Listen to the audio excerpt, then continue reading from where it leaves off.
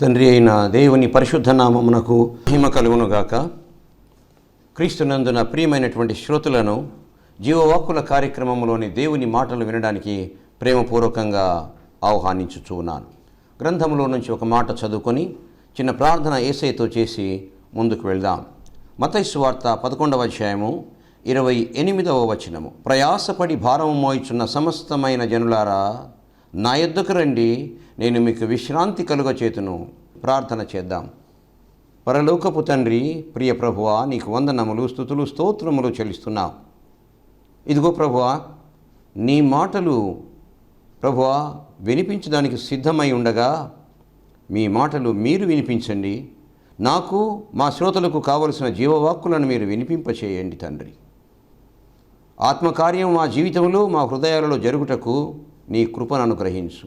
దీనుడనైన నన్ను నీ సేవ కొరకు నీ ప్రతినిధిగా నన్ను వాడుకోమని యేసు నామమున ప్రార్థిస్తున్నాము తండ్రి, ఆమేన్. ప్రయాసపడి భారము మోయిచున్న సమస్తమైన వారలారా, నా యొద్దకు రండి, నేను మీకు విశ్రాంతి కలుగచేతును. స్వయంగా ఇది యేసు ప్రభువుల వారే అన్నటువంటి ప్రఖ్యాతమైనటువంటి మాట. నేను మీకు విశ్రాంతినిత్తును. ఎందుకు పిలిచాడాయన? గొప్ప పిలుపు, ఎవరు పిలువని పిలుపు, ప్రేమతో కూడిన పిలుపు, ఆదరణతో కూడిన పిలుపు, హత్తుకునే పిలుపు. ప్రయాసపడి భారము మోయిచున్న సమస్తమైన జనులారా, నా యొద్దకు రండి, నేను మీకు విశ్రాంతి కలుగచేతును. ఆయన ఎందుకు పిలుస్తున్నాడు? ఈ విధంగా పిలిచినటువంటి వ్యక్తి మరొకరు లేరు. ఈ విధంగా పిలిచినటువంటి దేవుడు మరొకరు లేరు. రండి నా దగ్గరికి. ఒక ప్రత్యేకమైన ప్రాంతీయులు కాదు, ఒక ప్రత్యేకమైన దేశీయులు కాదు, ఒక ప్రత్యేకమైనటువంటి తెగవారు కాదు, సమస్తమైన వారలారా. ప్రపంచంలో ఎన్ని దేశాలైతే ఉన్నాయో, ఎంతమంది జనం అయితే ఉన్నారో, ఎన్ని జనాంగాలైతే ఉన్నారో, వారు అందరినీ కూడా పిలుస్తున్నాడు. సమస్తమైన వారలారా, నా యొద్దకు రండి, నేను మీకు విశ్రాంతి కలుగచేతును. ఏమేమి ఇవ్వడానికి పిలుస్తున్నాడు ఈయన? ఏమి ఇవ్వడానికి ఆహ్వానిస్తున్నాడు? ఇలా పిలిచిన వారు ఎవరైనా ఉన్నారా? ఎవరూ లేరండి, మన యేసు తప్ప. విశ్రాంతినిచ్చుట. ఎందుకు పిలుస్తున్నాడు? మొదటి మాట, కొన్ని మాటలు మీతో పంచుకోవాలి అని ఆశపడుతున్నాను. ఎందుకు పిలిచాడు ఆయన? మొదటి మాట, విశ్రాంతిని ఇవ్వడానికి పిలిచాడు. నా ప్రియమైన వారలారా, విశ్రాంతిని ఇస్తానని ఆహ్వానించిన దేవుడు యేసు ఒక్కడే. నేను మీకు విశ్రాంతిని ఇస్తానని చెప్తున్నాడు. అంటే విశ్రాంతి అంటే ఏంటి? చేయవలసిన పనులన్నీ చేసిన తర్వాత అలసిపోయినట్లయితే అలసట తీరడానికి నెమ్మదిగా, మౌనంగా, ప్రశాంతంగా కొంతసేపు ఉన్నట్లయితే విశ్రాంతి పొందుట లేక విశ్రాంతిలో ఉండుట అని అంటారు.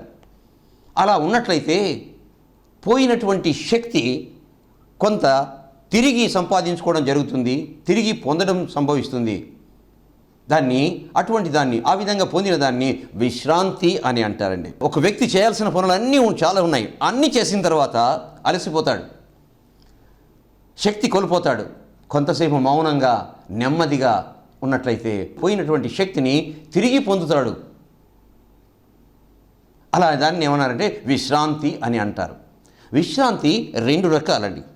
శారీరక విశ్రాంతి, ఆత్మీయ విశ్రాంతి. శారీరక విశ్రాంతి, ఆత్మీయ విశ్రాంతి. శారీరక విశ్రాంతి అంటే శరీర సంబంధమైన పనులు ప్రయాసతో చేసి అలసిపోయి కొంత సమయం అట్టి పని చేయకుండా మౌనంగా ఉన్నట్లయితే దాన్ని శారీరక విశ్రాంతి అని అంటారు. శారీరకమైన పనులు చేస్తూ అన్ని పనులు అయిపోయిన తర్వాత ఆ పొందినటువంటి అలసటను పోగొట్టుకోవడానికి కొంత మౌనంగా, నెమ్మదిగా ఉన్నట్లయితే దాన్ని విశ్రాంతి పొందుట అంటారు, శారీరక విశ్రాంతి అని అంటారు. కానీ ఆత్మీయ విశ్రాంతి అని రెండవదండి. దేవుని పనులు చేసిన తర్వాత, దేవుని గురించి ఆలోచన చేసిన తర్వాత, దేవుని వాక్యం చెప్పిన తర్వాత, ఆత్మల సంపాదనకు వెళ్ళిన తర్వాత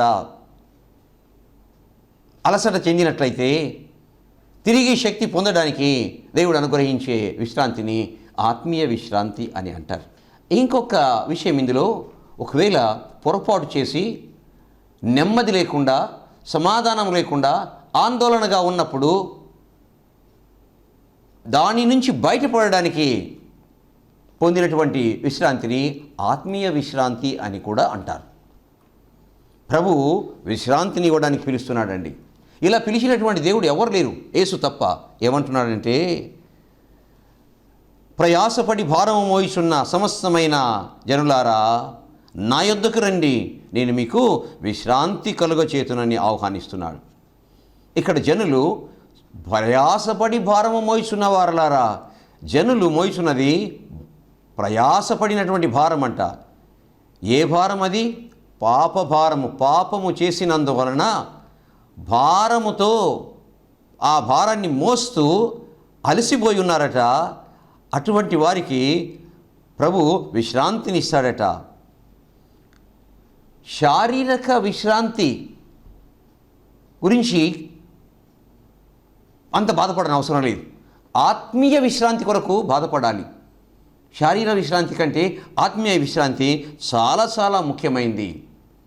ఎప్పుడైతే పాప భారము తొలగిపోతుందో, ఎప్పుడైతే పాప భారం నుంచి విడుదల చేయబడుతుందో, ఎప్పుడైతే పాప భారం నుంచి బయటికి వస్తామో అప్పుడు విశ్రాంతి కలుగుతుంది. విశ్రాంతి కలుగుతుంది. తన దగ్గరికి వచ్చినటువంటి వారిని అందరినీ పాప భారము నుండి విడుదల చేశాడు ఆయన. విశ్రాంతిని ఇచ్చాడు, సమాధానాన్ని ఇచ్చాడు. యేసుప్రభుల వారు విశ్రాంతిని ఇచ్చాడు, సమాధానాన్ని ఇచ్చాడు. చాలా గొప్ప విషయం అండి. ఎవరు ఇలా అనలేదు, ఎవరు ఇలా చేయలేదు, ఇలాంటి విశ్రాంతిని ఇవ్వలేదండి. ఓసారి ఒక స్త్రీ ఆయన దగ్గరికి వచ్చి దగ్గరికి రాలేక దూరం నుండి చూసి వెనక నుంచి వచ్చి ఆమె రోగముతో అస్వస్థతో ఉండగా ఆయన ముట్టితే చాలు, ఆయన పై వస్త్రాన్ని ముట్టితే చాలు నాకు స్వస్థత కలుగుతుందనే గాఢమైన విశ్వాసంతో వెనక వైపు నుంచి వచ్చి ఆయన వస్త్రపు చెంగు తాకిన తర్వాత, స్వస్థత నొందిన తర్వాత ప్రభు అంటారు, ఎవరో నన్ను తాకారు, ఎవరో నన్ను తాకారు, నాలో నుంచి ప్రభావం వెళ్ళింది, ఎవరు ఎవరు ఎవరు అని అడిగితే ఆమె భయపడుతూ ముందుకు వచ్చి గడగడ వణుకుతూ నిలబడుతుంది. స్వస్థత పొందినటువంటి ఆమె. అది ఆయనకు తెలుసు, ఆమెకు తెలుసు. మార్క్స్ వార్త 5వ అధ్యాయం 34వ వచనంలో ఈ మాట రాయబడింది. అందుకాయన, కుమారి, నీ విశ్వాసం నిన్ను స్వస్థపరచెను, సమాధానం గలదానివై పొమ్ము, నీ బాధ నివారణ అయి నీకు స్వస్థత కలుగునుగా. కానీ ఆమెతో చెప్పెను. సమాధానము, శాంతి, సమాధానము, విశ్రాంతి ఇచ్చేవాడు ఆయన. చూశారా? ఆయన విశ్రాంతిని ఇస్తాడు, సమాధానాన్ని ఇస్తాడు. ఒకసారి ఒక పరిసయ్యుని ఇంట్లో ఆయన భోజనం చేస్తున్నాడు. లూకాసు వార్త 7వ అధ్యాయము 38వ వచనంలో, పాపాత్మురాలైన ఒక స్త్రీ ఆయన వద్దకు వచ్చి నిలువబడి ఏడ్చుచు కన్నీళ్లతో ఆయన పాదములను తడిపి తల వెంట్రుకలతో తుడిచి ఆయన పాదములను ముద్దు పెట్టుకొని ఆ అత్తరు వాటికి పూసెను. ఆయన పాదాలకు పూసిందట అత్తరు, వెంట్రుకలతో తుడిచిందట. వెంటనే అంటాడు ప్రభువుల వారు, నీ పాపములు క్షమించబడి ఉన్నవమ్మా, సమాధానంతో వెళ్ళు, సమాధానంతో వెళ్ళు. విశ్రాంతిని ఇస్తాడు ఆయన, సమాధానంని ఇస్తాడు. ఇంకా అలాగే చెప్పుకుంటూ వెళ్ళినట్లయితే ఆయన సమాధానకర్త, సమాధానంనిచ్చే ఆయన, విశ్రాంతిని ఇస్తాడు ఆయన. పాపములు క్షమించి విశ్రాంతిని, సమాధానాన్ని ఇస్తాడు. అందువల్లనే ప్రభువుల వారిని గురించి యెషయా భక్తుడు ఒక మాట అంటాడు. యెషయా గ్రంథం 9వ అధ్యాయం 6వ వచనంలో, ఆశ్చర్యకరుడు, ఆలోచనకర్త, బలవంతుడైన దేవుడు, నిత్యుడగు తండ్రి, సమాధానకర్తయగు అధిపతి అని అతనికి పేరు పెట్టబడును. ఇది యేసుని గురించి చెప్పినటువంటి ప్రవచనము. కాబట్టి యేసయ్య ఎందుకు పిలుస్తున్నాడంటే సమాధానము, విశ్రాంతిని ఇవ్వడానికి. సమస్తమైనటువంటి వారలారా, ఎటువంటి వారు? ప్రయాసపడి భారం మోయిచున్న సమస్తమైన వారలారా నా యొద్దకు రండి, నేను మీకు విశ్రాంతినిత్తును అంటాడు. ఇచ్చాడు ఆయన. యేసు పిలుపు విశ్రాంతిని, సమాధానము ఇవ్వడానికి. రెండవ మాట, ఎందుకు పిలుస్తున్నాడు? పరిశుద్ధత కొరకు పిలుస్తున్నాడు. హోలీనెస్, పరిశుద్ధత, పవిత్రత కొరకు పిలుస్తున్నాడండి. నా ప్రియమైన వారలారా, ఆయన పిలుస్తున్నాడు కదా, మరి ఆయన పరిశుద్ధుడా? పరిశుద్ధుడైతే పరిశుద్ధత ఇవ్వగలడు. జీవము కలిగిన వాడైతే జీవాన్ని ఇవ్వగలడు. సమాధానం కలిగిన వాడైతే సమాధానం ఇవ్వగలడు. మరి ఇక్కడ ఆయన పరిశుద్ధుడా? పరిశుద్ధత ఉందా? తండ్రి అయిన దేవుడు అంటున్నాడు లేవియాకాండం 11వ అధ్యాయం 44వ వచనంలో, నేను మీ దేవుడైన యెహోవాను, నేను పరిశుద్ధుడను గనుక మీరును పరిశుద్ధులై ఉండుడి. నేను పరిశుద్ధుడను గనుక మీరును పరిశుద్ధులై ఉండుడి చెప్పడం చాలా సమంజసంగా ఉంది. ఆయన పరిశుద్ధుడు అంటాడు. యేసు ప్రభు ఒకసారి అంటాడు, ఆయన నాలో పాపం ఉన్నదని నిరూపించగలిగిన వాడెవడు? Who can accuse me of sin? పాపము గలదని నన్ను ఎవరు చెప్పగలరు? ఎవరు నేరస్థాపన చేయగలరు? ఎవరు రుజువు చేయగలరని సవాలు వేస్తాడండి. అలాగే లేవియాకాండంలో ఇంకా చాలా చోట్ల అంటాడు. మోషేతో మాట్లాడుతున్నప్పుడు, నేను పరిశుద్ధుడను, నేను పరిశుద్ధుడను, నేను పరిశుద్ధుడను, అందువలన మీరు కూడా నా బిడ్డలుగా, నా భక్తులుగా మీరు పరిశుద్ధులుగా ఉండండి. పరిశుద్ధత ఎప్పుడు వస్తుంది? పాపములు క్షమించినప్పుడు, పాప భారము పోయినప్పుడు, పాపాలు తుడిచివేయబడినప్పుడు, పాపాలు నుండి విడుదల చేయబడినప్పుడు, పాపాలు క్షమించబడినప్పుడు పరిశుద్ధత వస్తుంది. అవును కదండి? అవును. అందువలనే ఎక్కడ స్వస్థత చేసినా సరే, స్వస్థత చేసిన యేసుప్రభులు అంటారు, నీ పాపములు కుమారుడా నీ పాపములు క్షమించబడి ఉన్నవి, కుమారి నీ పాపములు క్షమించబడి ఉన్నవి. ఎప్పుడైతే పాపములు క్షమించబడ్డాయో యు విల్ బి క్లీన్, పరిశుద్ధుడిగా ఉంటావు, పవిత్రుడిగా ఉంటావు, హోలీగా ఉంటావు. అందువలన పాపాలను క్షమించిన తర్వాత, పాప భారం నుంచి విడుదల చేసిన తర్వాతనే యేసుప్రభువు వారు అద్భుతాలు, ఆశ్చర్యాలు, స్వస్థతలు చేశాడండి. నా ప్రియమైన వారలారా, అందువలన ఈ సత్యం ఎరిగినటువంటి అపోస్తులైన పౌలు ఏమంటాడంటే, పత్రికలు రాస్తున్నప్పుడు ప్రతి పత్రిక మొదట ఏమంటాడంటే, పరిశుద్ధులుగా ఉండుటకు పిలువబడినటువంటి వారికి అంటాడండి. ఏ సువార్త రాసినా సరే తన యొక్క ఉత్తరంలో మొట్టమొదటి మాట పరిశుద్ధులుగా ఉండుటకు అంటాడు. రోమాపత్రిక 1వ అధ్యాయం 1వ వచనంలో, దేవుని ప్రియులందరికీ అనగా పరిశుద్ధులుగా ఉండుటకు పిలువబడిన వారందరికీ దేవుడు మిమ్మలను పరిశుద్ధులుగా ఉండడానికి పిలుస్తున్నాడండి. అలాగే 1 కొరింథీ 1వ అధ్యాయం 2వ వచనంలో పరిశుద్ధపరచబడిన వారికి రాయబడినటువంటి ఉత్తరము. అలాగే 2 కొరింథీ 1వ అధ్యాయం 1వ వచనములో కూడాను పరిశుద్ధులందరికీ శుభమని చెప్పి వ్రాయినది. ఎఫెసీ సంఘానికి, అలాగే ఫిలిప్పీ సంఘానికి, కొలసీ సంఘానికి, ఈ విధంగా ఏ సంఘానికి ఉత్తరం రాసినప్పటికీ కూడా పరిశుద్ధులుగా ఉండటకు పిలువబడినటువంటి వారికి, పరిశుద్ధులైనటువంటి వారికి పరిశుద్ధతను ఆయన కోరుకుంటాడు. పరిశుద్ధులుగా ఉండడానికి పిలుస్తాడు, పరిశుద్ధపరచడానికి పిలుస్తాడు. ఎందుకంటే ఆయన పరిశుద్ధుడు కాబట్టి. దేవుడు అంటాడు, నేను పరిశుద్ధులను కనుక మీరును పరిశుద్ధులై ఉండుడి. పరిశుద్ధులుగా ఉండడానికి, పరిశుద్ధులుగా చేయడానికి, పరిశుద్ధులుగా పవిత్రీకరించడానికి ఆయన పిలిచాడు అనే సత్యం మనము మర్చిపోకూడదండి. మొదటిది విశ్రాంతిని, సమాధానాన్ని ఇవ్వడానికి ఆయన పిలిచాడు. రెండవది పరిశుద్ధత కొరకు, పరిశుద్ధపరచడానికి, పరిశుద్ధతను ఇవ్వడానికి ఆయన పిలిచాడు. పరిశుద్ధత ఎలా ఇస్తాడండి? పాపములు క్షమించి పరిశుద్ధతను, పవిత్రతను ప్రసాదిస్తాడండి. మూడవ మాట, శ్రమల కొరకు ఆహ్వానిస్తాడు, శ్రమల కొరకు పిలుస్తాడు, శ్రమ పడడానికి పిలుస్తాడు. ఈయనెవరండి? శ్రమ పడడానికి పిలిచే దేవుడు ఈయన ఏం దేవుడు అండి? అనుమానం వస్తుందండి.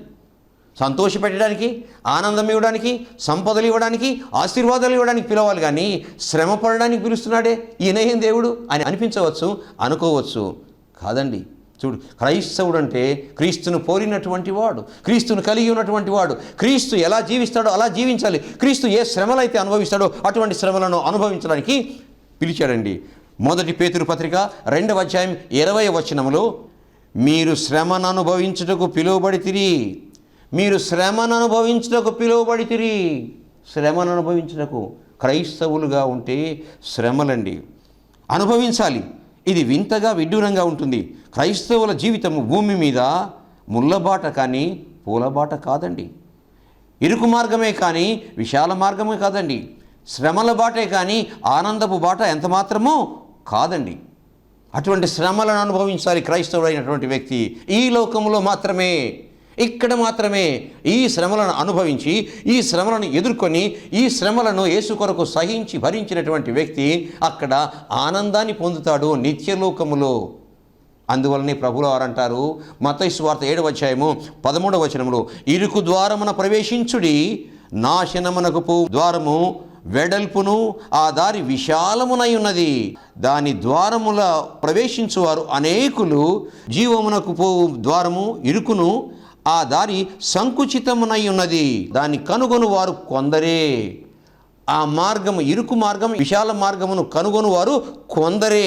అందరూ కూడా విశాల మార్గమును పోవాలనుకుంటారు, కానీ ఇరుకు మార్గమును పోవాలని కోరుకోరు. శ్రమను అనుభవించడానికి ఇష్టపడరు. కానీ మీరు శ్రమను అనుభవించుటకు, శ్రమపడడానికి మీరు పిలువబడితిరి. చూచారా, క్రైస్తవుని యొక్క మార్గము ముళ్ళ మార్గము, ఇరుకు మార్గము, విశాల మార్గం కాదండి. చూడండి, అందువలన అపోస్తుల కార్యం 9వ అధ్యాయము 11వ వచనములో పౌలు పిలువబడినప్పుడు ఈ మాట చెప్పబడిందండి. 9వ అధ్యాయం 11వ వచనము అపోస్తుల కార్యములు. నీవు లేచి తిన్ననిదనబడినటువంటి వీధికి వెళ్ళి యూదా అనువాని ఇంట తార్సువాడైన పౌలు అనువాని కొరకు విచారించుము. అందుకు అననీయ, ప్రభువా, ఈ మనుష్యుడు యెరూషలేములో నీ పరిశుద్ధులకు ఎంతో కీడు చేసి ఉన్నాడా అని అతన్ని గూర్చి అనేకుల వలన వింటిని. ఇక్కడను నీ నామమును బట్టి ప్రార్థన చేయు వారందరినీ బాధించుటకు అతడు ప్రధాన యాజకుల వలన అధికారం పొంది ఉన్నాడని ఉత్తరమిచ్చాను. అందుకు ప్రభు ఏమన్నాడంటే, నీవు వెళ్ళుము, అన్యుల ఎదుట, రాజుల ఎదుటను, ఇశ్రాయేలుల ఎదుటను నా నామమును భరించుటకు ఇతడు నేను ఏర్పరచుకున్న సాధనమై ఉన్నాడు. ఇతడు నేను ఏర్పరచుకునేటువంటి నా సాధనమై ఉన్నాడు. ఇతడు నా నామము కొరకు ఎన్ని శ్రమలను అనుభవించవలెనో నేను ఇతనికి చూపుదునని అతనితో చెప్పెను. వెళ్ళయ్యా, అక్కడ ఉన్నాడు నా యొక్క భక్తుడు పౌలు. అయ్యో ప్రభువా, దుర్మార్గుడయ్యా, దేవుని బిడ్డల్ని హింసించాడయ్యా, బాధ పెట్టాడయ్యా. నో నో నో నో నా కొరకు మరి నేను ఏర్పరచుకున్నటువంటి సాధనము ఆ వ్యక్తి. వెళ్ళు, అతడు నా కొరకు ఎన్ని శ్రమలు అనుభవించాలనో నేను తెలియజేస్తాను, అతనికి చూపిస్తాను, వెళ్ళు అని చెప్పేసి పంపిస్తాడు. ఆ శ్రమలను అనుభవించాడండి. ఎన్ని శ్రమలు అనుభవించాడో చెప్పలేమండి. ఎన్ని దెబ్బలు, తిట్లు, దూషణలు, ఆ తర్వాత హేళనలు, ఆ తర్వాత ఇంకా ఇంకా పస్తులుండడము, ఈడవబడము, కొట్టబడము, చెరసాల్లో వేయబడము. ఇన్ని శ్రమలు అనుభవించాడండి, ఇన్ని శ్రమలు అందువలన పౌలు అంటాడు, ఇన్ని శ్రమలు నేను ప్రభువు కొరకు అనుభవించాను కనుకనే జీవ కిరీటము నా కొరకు సిద్ధపరచబడి ఉన్నది, జీవ కిరీటము నా కొరకు ఏర్పరచబడి ఉన్నది. ప్రియ క్రైస్తవుడా, అటువంటి శ్రమలు నీకు నాకు వస్తాయి. చూసారా, ఎందుకు పిలిచాడు యేసు? ఆయన విశ్రాంతిని, సమాధానం ఇవ్వడానికి పిలిచాడు, ఇచ్చాడు. మన పితరులకు, మనకు ఇవ్వడానికి సిద్ధంగా ఉన్నాడు. రెండవ మాట, పరిశుద్ధత కొరకు ఆయన పిలిచాడు. ఆయన పరిశుద్ధుడు, పరిశుద్ధత ఇచ్చాడు మన పితరులకు, మనకు ఇవ్వడానికి సిద్ధంగా ఉండి పిలుస్తున్నాడు. నా ప్రియమైన వారలారా, మూడవది, శ్రమను అనుభవించుటకు ఆయన పిలిచాడు. శ్రమలను ఆయన రుచి చూచాడు, శ్రమలను ఎదుర్కొన్నాడు. మన ప్రియమైనటువంటి పితామహులు పౌలు గారైతేనేమి, అపోస్తులైతేనేమి, ఆయన శిష్యులైతేనేమి శ్రమలను ఎదుర్కొన్నారు, శ్రమలను అనుభవించారు. అలాగే శ్రమలను అనుభవించాడు కనుకనే పౌలు అంటాడు, నా కొరకు జీవ కిరీటము ఉంచబడి ఉన్నది, సిద్ధపరచబడి ఉన్నది అని అంటాడండి. మరి అటువంటి మన పితరులందరూ కూడాను, అబ్రహాము శ్రమను అనుభవించాడు, దావీదు అనుభవించాడు, దానియేలు అనుభవించాడు, యోసేపు అనుభవించాడు, మోషే శ్రమలు అనుభవించాడు. శ్రమలను అనుభవించని భక్తులు లేరు. అట్లు శ్రమలు అనుభవించారు కాబట్టే వారు పరలోక రాజ్యంలో మన దేవునితో నిత్య జీవంలో ఉన్నారండి, నిత్య జీవంలో ఉన్నారు. ఎందుకని? శ్రమలను అనుభవించారు కనుకనే. చూసారా, శ్రమలను అనుభవించడానికి ఆయన పిలిచాడు, ఇంకా పిలుస్తూనే ఉన్నాడు. నాలుగవ మాట, రక్షణ కొరకు పిలిచాడండి, రక్షించడానికి పిలిచాడండి. రక్షణ కొరకు పిలిచాడు, రక్షణ ఇవ్వడానికి పిలిచాడు, రక్షించడానికి పిలిచాడు. దేని నుండి? పాప శిక్ష నుండి రక్షించడానికి, పాప శిక్ష నుండి రక్షించడానికి యేసు ప్రభుల వారు పిలిచాడండి. అసలు ఎందుకండి ఎన్ని మాటలు? ఆయన పుట్టినప్పుడు పలకబడిన మాట, ఆయన పుట్టినప్పుడు చెప్పబడినటువంటి మాట, ఆయన పుట్టినప్పుడు గ్రంథములో రాయబడినటువంటి మాట ఏంటంటే, లూకా సువార్త 2వ అధ్యాయం 11వ వచనంలో, దావీదు పట్టణమందు నేడు రక్షకుడు మీ కొరకు పుట్టి ఉన్నాడు, రక్షకుడు మీ కొరకు పుట్టి ఉన్నాడు. ఆయన రక్షకుడు, is the saviour of the world. రక్షకుడు, రక్షణనిచ్చేవాడు. దేని నుంచి రక్షణ? పాప శిక్ష నుంచి, పాప శిక్ష నుంచి రక్షించేవాడు. ఒకసారి ఒక వ్యక్తి ప్రభువుల వారి దగ్గరికి వచ్చాడు. బోధకుడా, బోధకుడా, నా తండ్రి ఆస్తి ఉంది, ఆ ఆస్తిని నాకు నా సహోదరునికి పంచిపెట్టు అని చెప్పి అడిగినప్పుడు ప్రభు ఏమన్నాడంటే, ఓయి మీ మీద తీర్పరిగానైనను పంచిపెట్టువానిగా నన్ను ఎవడు నియమించాను? తీర్పరిగా ఆస్తి పంపకాలు చేయడానికి నేను వచ్చింది? ఆస్తి పంపకాలు చేయడానికి నన్ను ఎవరైనా ఏర్పాటు చేశారా? నో లేదే. రక్షించడానికి నేను వచ్చాను. అందువలన దావీదు పట్టణమందు నేడు మీకు రక్షకుడు మీ కొరకు పుట్టి ఉన్నాడు. ఆయన రక్షకుడు. పాపం నుంచి నేను తీర్పరిగా రాలేదు, రక్షకుడిగా వచ్చాను. నా ప్రియమైన వారలారా, యెషయా గ్రంథము 45వ అధ్యాయము 22వ వచనములో ఈ మాట ఆత్మదేవుడు వ్రాయించాడండి. ఏంటంటే, భూదిగంత నివాసులారా నా వైపు చూచి రక్షణ పొందుడి. దేవుడను నేనే, మరి ఏ దేవుడును లేడు. భూదిగంత నివాసులారా నా వైపు చూచి రక్షణ పొందుడి.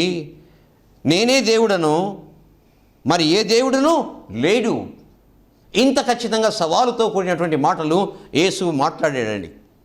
యెషయా గ్రంథంలో యేసు ప్రభువును గురించినటువంటి ఈ లేఖనము ముందుగా రాయబడింది. భూదిగంత నివాసులారా నా వైపు చూచి చూచుట. ప్రభువుల వారు అంటాడు ఒకసారి ఏంటంటే, శిష్యులందరూ వచ్చి ఒక చోట కూర్చొని అంటారు, ప్రభువును మేము చూసాం అంటారు. ఆ మాట శిష్యులు అన్నప్పుడు ఆ శిష్యుల గుంపులో తోమా ఉంటాడు. ఏమంటాడంటే, నో నేను ఒప్పుకోను.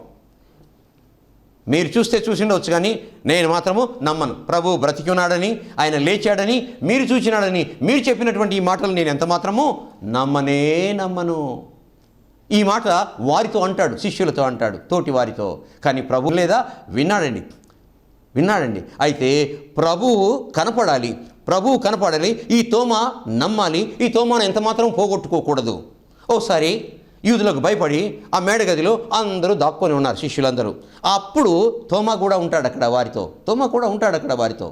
ఏమన్నాడంటే, ప్రభు కనపడతాడు. కనుక తర్వాత మొట్టమొదట మీకు సమాధానం కలుగునుగాక అంటాడు ప్రభుల వారు. అన్న తర్వాత వాళ్ళందరితో మాట్లాడకుండా సరాసరి తోమా దగ్గరికి వచ్చి, తోమా, నేను చూస్తే కానీ నమ్మనన్నావు కదా, చూడయ్యా, ఇదిగో నా చేతిలో నీ వేళ్ళు పెట్టి మేకుల గుర్తు చూడయ్యా, చూడు. ఆ తర్వాత తన యొక్క మరి ఇక్కడ శరీర భాగాన్ని చూపించి, ఇదిగో నా ప్రక్కలో బల్లెపు పోటు పొడిచారు కదా, నా ప్రక్కలో పొడిచినటువంటి ఆ బల్లెపు పోటు యొక్క గాయం ఇక్కడుంది, నీ చెయ్యి నా ప్రక్కలో పెట్టి చూడయ్యా, చూడు అంటాడు. నా చెయ్యిని చూడు, నా ప్రక్క చూడు. యేసు ప్రభువు అన్నారు కదా, ఆయన గురించి లేఖనం రాయబడింది కదా బైబిల్లో, భూదిగంత నివాసులారా నా వైపు చూడండి. నా వైపు చూస్తే మీకు మారు మనసు కలుగుతుంది, మార్పు పొందుతారు, పశ్చాత్తాపం పొందుతారు, మారు మనసు పొందుతారు, పాపాలను ఒప్పుకుంటారు. నా వైపు చూడండి రాయబడింది కదా. ప్రభువుల వారు ఈ మాట అంటాడనమాట. అన్నప్పుడు వెంటనే చేతిలో వేలు పెట్టలేదు, ప్రక్కలో చేయి పెట్టకుండానే వెంటనే చూసి ఏమంటాడంటే, పశ్చాత్తాపడి, నా ప్రభువా, నా దేవా, అయ్యా, అంతకు మునుపు బోధకుడా అన్నాడు. కానీ ఎప్పుడైతే ఆయన చేతిలోని గాయాన్ని, ప్రక్కలో బల్లెపు పోటు గాయాన్ని చూస్తాడో, చూసిన తర్వాత ఏమనంటే, నా ప్రభువా, నా దేవా. ఇంతకు మునుపు ఎప్పుడు అనలేదు నా ప్రభువా, నా దేవా అని. బోధకుడా అన్నాడే కానీ నా ప్రభువా, నా దేవా అని అనలేదు. ఇప్పుడు అంటాడనమాట, నా ప్రభువా, నా దేవా. ఇంతవరకు నువ్వు ప్రభువు కాదయ్యా, నాకు బోధకుడి మాత్రమే. ఇప్పుడు అలా కాదు, నువ్వు నా ప్రభువే కాదు, నా దేవుడవు అని చెప్పేసి కన్ఫెస్ అవుతాడు, ఒప్పుకుంటాడండి, రక్షించబడతాడు. ఆ తర్వాత ఏమాత్రము ఆగలేదు, సంచి తగిలించుకున్నాడు, బయలుదేరి వచ్చాడండి. ఆ ప్రాంతం అంతా తిరిగాడు. అక్కడి నుంచి ఆఫ్ఘనిస్తాన్ వచ్చాడండి, ఆ పాకిస్తాన్ వెనక భాగం నుంచి వచ్చాడండి. ఆ తర్వాత మరి ఇంకా హిందూ మహాసముద్రంలోకి తర్వాత వచ్చాడండి. వచ్చిన తర్వాత మరి కొంకణ్ తీరము, మలబార్ తీరము, కేరళ, ఆ తర్వాత తమిళనాడు, ఆనాటి చెన్నపట్నంకి వచ్చి అక్కడ హతసాక్షిగా మరణిస్తాడు, రక్షించబడి. ఎందుకని? ప్రభు రక్షించాడు. ఆయన ప్రభు పిలిచాడు, రా చూడు, నీ యొక్క చేతిని నా ప్రక్కలో ఉంచయ్యా, నీ వేలిని నా యొక్క హస్తంలో ఉంచు. అని చెప్పేసి పిలుస్తాడు. చూసారా, ఆయన పిలుపు దేనికంటే, ఆయన పిలుపు, ప్రభువుల వారి పిలుపు విశ్రాంతిని సమాధానముని ఇవ్వడానికి ఆయన పిలిచాడు. రెండవ మాట, పరిశుద్ధులుగా తీర్చడానికి, పరిశుద్ధులు కావడానికి, పరిశుద్ధతను పొందడానికి రండి అని ఆయన ఆహ్వానించాడు. మూడవది, శ్రమలను అనుభవించడానికి ప్రభువు కొరకు శ్రమలు అనుభవించాలి. శ్రమలు ఎందుకు అనుభవించాలి? ఈ లోకములో ఆయన కొరకు శ్రమలు అనుభవించినట్లయితే ఆయన నిత్య లోకములో ఆయనతో సంతోషం, ఆనందాన్ని పంచుకొనగలం. అందువలన శ్రమలను అనుభవించడానికి ప్రభువుల వారు పిలిచి ఉన్నాడండి. నాలుగవ మాట, ఆయన రక్షణ ఇవ్వడానికి, రక్షణ కొరకు ప్రభువు పిలిచాడండి. చూశారా, ప్రయాసపడి భారం మోయించిన సమస్తమైన వారలారా నా యొద్దకు రండి, నేను మీకు విశ్రాంతిని ఇస్తాను అని చెప్పేసి అన్నాడండి. నా ప్రియమైన వారు, ప్రభు అంటాడు ఇంకొక మాట, నేను పిలిచినప్పుడు మీరు వినకపోయినట్లయితే, మీరు ప్రార్థించినప్పుడు నేను వినను, మీరు పిలిచినప్పుడు నేను పలకను. కావున సైన్యములకు అధిపతి యెహోవా సెలవిచ్చినదేమనగా, నేను పిలిచినప్పుడు వారు ఆలకించకపోయిరి కనుక వారు పిలిచినప్పుడు నేను ఆలకింపను, వారు పిలిచినప్పుడు నేను ఆలకింపను. ఆయన పిలుపు విందామా? ఇకనైనా జీవితం ముగిసిపోవచ్చింది. ఆ ప్రియమైన వారలారా, ఎప్పుడు ముగుస్తుందో తెలియదు, ముగింపులో ఉన్నాము. ప్రియమైన వారలారా, ఆయన రాకడకు సమీపంలో ఉన్నాము. ఆయన పిలుపును విందామా? ప్రార్థన చేద్దాం. ప్రియ ప్రభువా, నీకు వందనాలు, స్తుతులు, స్తోత్రములు చెల్లిస్తున్నాము తండ్రి. మా ప్రభువా, మా దేవా, నువ్వు ఇంకా పిలుస్తున్నావయ్యా. నీ స్వరము వినిపించబడుతుంది ప్రభువా.